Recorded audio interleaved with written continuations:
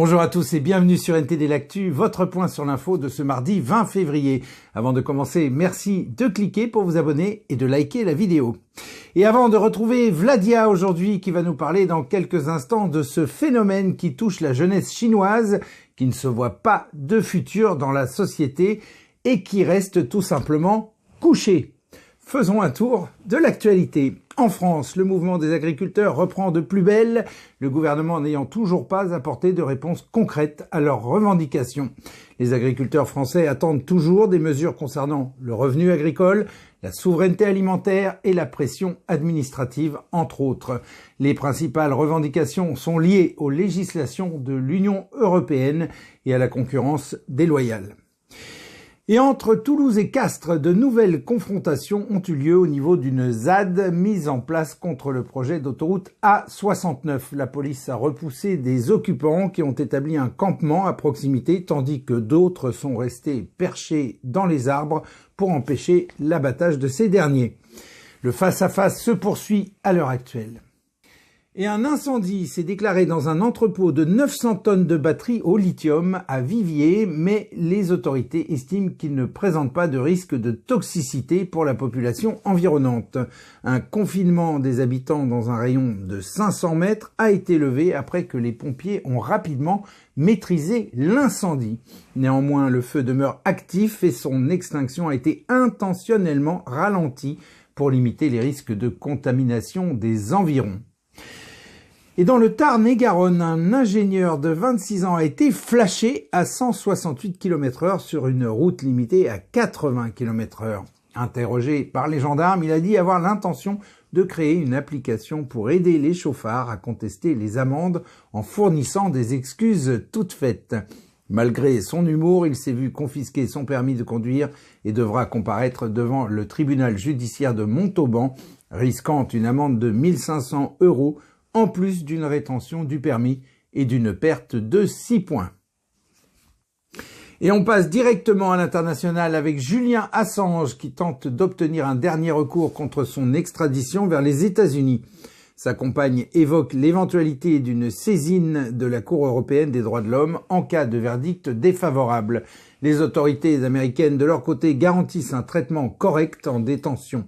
Ses partisans s'opposent fermement à son extradition. Assange risque jusqu'à 175 ans de prison pour la publication de documents sensibles liés aux activités militaires et diplomatiques américaines.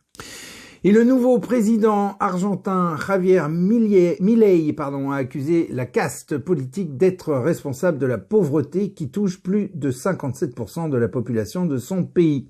Selon une étude universitaire, Milei, qui a pris ses fonctions en décembre dernier, a déclaré sur le réseau social X, je cite, « Le véritable héritage du modèle de caste, 6 Argentins sur 10 sont pauvres. La destruction de l'économie ces 100 dernières années n'a pas d'équivalent dans l'histoire de l'Occident. »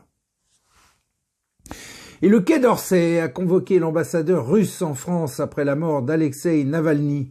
Le ministre français des Affaires étrangères a critiqué le Kremlin, déclarant, je cite, « Le régime de Vladimir Poutine a une fois de plus montré sa vraie nature. » Les Pays-Bas, l'Allemagne, l'Espagne et la Suède ont pris des décisions similaires. Et on passe maintenant donc aux actualités Chine avec Vladia. Vladia, c'est à vous, on vous écoute. Bonjour à tous, merci Rémi. Face à des perspectives d'emploi qui s'amenuisent avec le ralentissement de l'économie, de nombreux jeunes Chinois décrochent. Chui travaillait dans le secteur de la mode, mais elle a démissionné au bout de 2 ans pour devenir tatoueuse, car elle détestait son patron et devait souvent faire des heures supplémentaires. Cette jeune femme de 23 ans fait partie des nombreux jeunes Chinois qui choisissent de rester couchés, un terme utilisé pour décrire ceux qui font le strict minimum pour s'en sortir, dans une société au sein de laquelle ils perdent souvent espoir. Chu ne travaille plus qu'1 jour par semaine à domicile pour une agence de voyage et passe le reste de son temps à pratiquer le tatouage dans le contexte d'un apprentissage de 6 mois.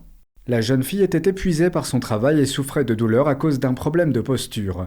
Épuisée mentalement, elle a voulu changer de vie. Il y a environ 280 millions de jeunes Chinois qui, comme Chu, sont nés entre 1995 et 2010. Des enquêtes montrent que cette génération, la génération Z, est la plus pessimiste de tous les groupes d'âge du pays. Il n'existe pas de données sur le nombre de jeunes Chinois qui renoncent aux emplois en entreprise, mais les perspectives d'emploi se réduisent à mesure que l'économie ralentit. En juin 2023, le taux de chômage des jeunes en Chine a atteint 21%, ce qui est énorme. Le salaire moyen attendu pour les nouvelles embauches en 2023 a chuté dans 38 villes clés, la pire baisse depuis 2016. Tout cela pose un défi politique majeur au leader chinois Xi Jinping. Chu et beaucoup d'autres comme elle choisissent de donner la priorité à leur bien-être et de vivre une vie simple plutôt que de travailler en entreprise. Elle affirme être bien plus heureuse sur ce chemin. Dans une Chine où le fait de travailler dur pour assurer ses arrières est profondément ancré dans la société, l'état d'esprit de cette jeunesse signifie beaucoup de choses. Et voilà, c'est tout de mon côté. Merci à tous, merci Rémi, à demain.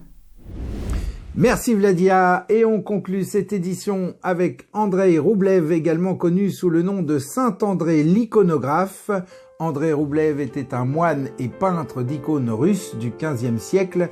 Roublev a vécu au monastère Saint-Andronikov à Moscou. Sa peinture est profonde, joyeuse et inspirée par la spiritualité orthodoxe. Les moines de l'époque avaient pour valeur centrale l'humilité, l'amour et le désintéressement. Ils pratiquaient la solitude contemplative orientée vers la purification de l'esprit ainsi que l'union avec le divin par la prière. Cette force spirituelle et cette simplicité se retrouvent dans ces peintures qui sont une référence de la culture traditionnelle russe. Et voilà, c'est la fin de ce journal. Merci à toutes et à tous de l'avoir suivi. On se retrouve donc demain à 13h pour une nouvelle édition de NTD L'Actu. Très bon après-midi et à demain.